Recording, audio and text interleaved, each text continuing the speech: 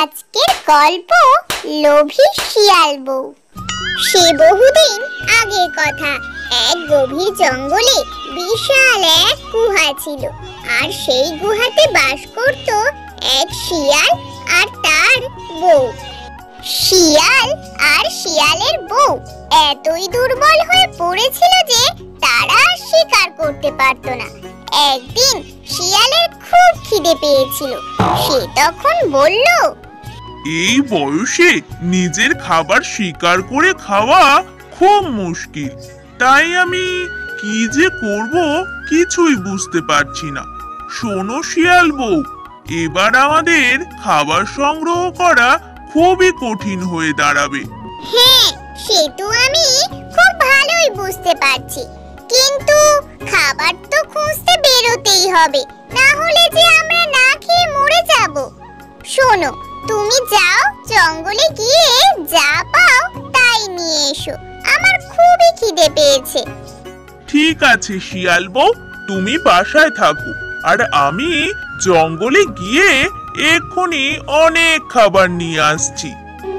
এরপর শিয়াল জঙ্গলের পথ ধরে এগিয়ে যেতে থাকে আর খাবারের সন্ধান করতে থাকে। এভাবে কিছুটা পথ যেতে যেতে শিয়াল খুবই ক্লান্ত হয়ে যায়। তখন সে দেখে একটা বড় লিচু গাছের নিচে বসে একটা টুনটুনি পাখি লিচু খাচ্ছে। তখন সে তাকে বলে, এই যে টুনটুনি ভাইয়া, তুমি কি খাচ্ছ গো? আমাকে কিছু খেতে দাও না, আমার যে খুব খিদে পেয়েছে। আর আমার বাসায় আমার ক্ষুধার্ত স্ত্রী একা বসে আছে, আমি কখন খাবার নিয়ে যাব তখন সে খেতে পাবে। এগুলো হলো লিচু, তুমি খাবে? এই নাও, খাও। সত্যিই টুনটুনি ভাইয়া, এগুলো খুবই সুস্বাদু। আমার খুব খিদে পেয়েছিল জানো, তুমি আমাকে এই বিপদের দিনে সাহায্য করলে। আমি খুব খুশি হব যদি তুমি আমার বন্ধু হও। হ্যাঁ হ্যাঁ, কেন বন্ধু হব না? আজ থেকে তুমি আমারও বন্ধু। আমি এই লিচু গাছেই থাকি। যখনই খিদে পাবে তুমি আমাকে বলবে, আমি তখনই তোমাকে লিচু পেড়ে দেব। এরপর থেকে রোজ শিয়াল সেই লিচু গাছের নিচে আসতো, আর টুনটুনি পাখি শিয়ালকে অনেক লিচু পেড়ে দিত। এভাবেই তাদের মধ্যে খুব ভালো বন্ধুত্ব হয়ে গেল। এইরকমই এক সকালবেলায় শিয়াল টুনটুনির কাছে আসলো আর তাকে বলল, টুনটুনি ভাইয়া, তুমি আমাকে অনেক লিচু পেড়ে দাও, আজকে আমি বউকে লিচু খাওয়াবো। ঠিক আছে, আমি এক্ষুনি পেড়ে দিচ্ছি, একটু অপেক্ষা করো। টুনটুনি পাখি তখনই গাছে উঠে অনেক লিচু পেড়ে দেয়, আর শিয়াল খুশি হয়ে সেই লিচুগুলোকে নিয়ে বাড়িতে চলে যায়। এই দেখো শিয়াল বউ, আমি তোমার জন্য কি এনেছি, মিষ্টি লিচু। আমার বন্ধু টুনি এগুলো তোমার জন্য পাঠিয়েছে। তাড়াতাড়ি বাসায় গিয়ে দেখো আর খাও। আরে বাবা, সত্যি তো এই লিচুগুলো তো খুবই মিষ্টি, কিন্তু কতদিন আর এই লিচু খেয়ে দিন কাটাবে শুনি?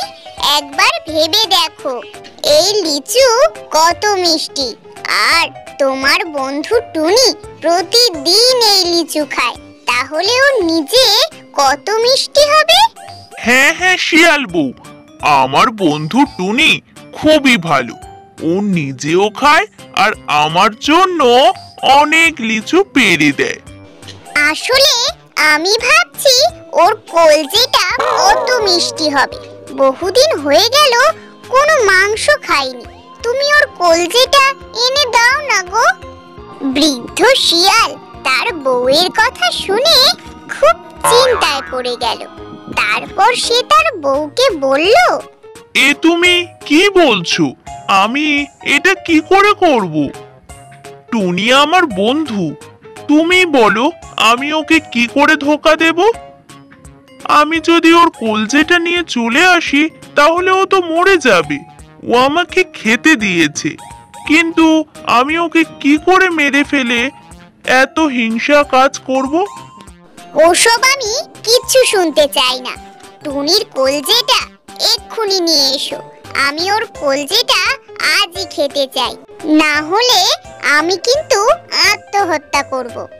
শিয়াল নিজের বউয়ের এই রকম শর্ত শুনে বিপদে পড়ল, আর দুঃখী হয়ে সে টুনির কাছে ফিরে এলো নিজের বাড়িতে নিয়ে আসার জন্য। টুনি ভাইয়া, আজ আমার গিন্নি তোমাকে আমাদের বাড়িতে নিমন্ত্রণ জানিয়েছে, তাই তুমি দুপুরের খাবার আমাদের বাড়িতে গিয়ে আমাদের সাথেই খাবে। বাহ, এ তো বেশ ভালো খবর। ঠিক আছে, আজকে আমি তোমাদের বাড়িতেই খাবো। চলো, আমাকে তোমাদের বাড়িতে নিয়ে চলো। টুনি মহানন্দে শিয়ালের সাথে বেরিয়ে পড়ল।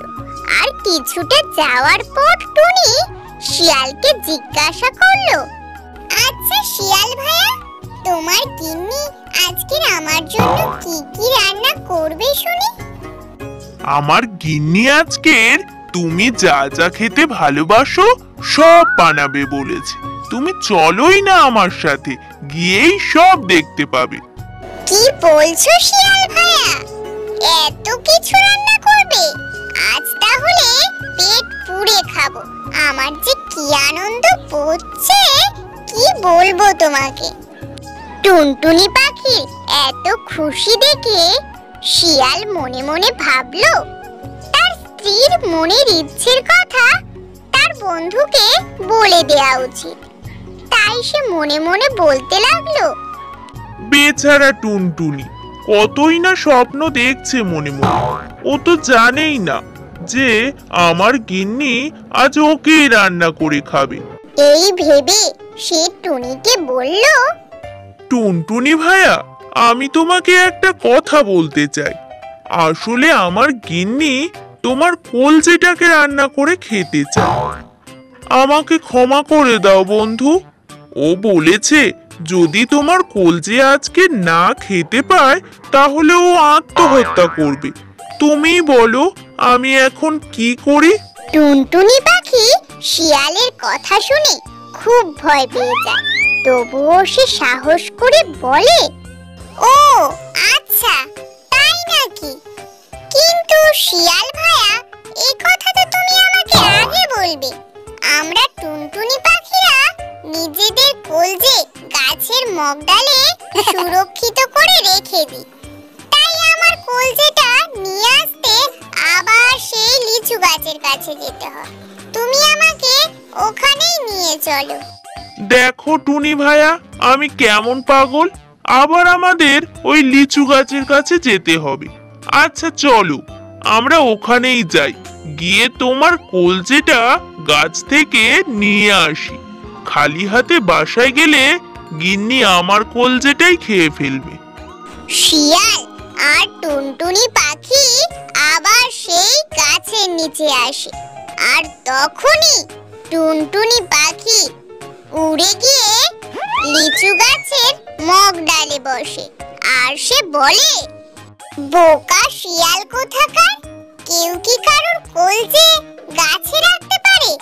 আমি তোমাকে আমার বন্ধু ভেবেছিলাম, আর সেই তুমি কি না আমার বন্ধুত্বের এই দাম দিলে? যাও এখান থেকে, না পাবে তুমি আর লিচু, আর না পাবে আমার কলজে। টুনির কথা শুনে শিয়াল খুব রেগে গেল, আর সে টুনিকে বলল, পাজি বদমাইশ টুনি, তুই আমাকে এভাবে ঠকালি। পরে কোনোদিন তোকে বাগে পাই, তখন দেখবি তোর কি অবস্থা করি। ঘাড় মোটকে চিবিয়ে খাবো। ওই আশায় তুই থাক রে শিয়াল, আমাকে তুই কোনোদিনও ধরতে পারবি না। আর এভাবেই টুনটুনি পাখি নিজের বুদ্ধির জোরে প্রাণ বাঁচিয়ে নিল। আর বোকা শিয়াল এই বোকামির জন্যই বন্ধুত্ব আর লিচু দুটোই হারালো।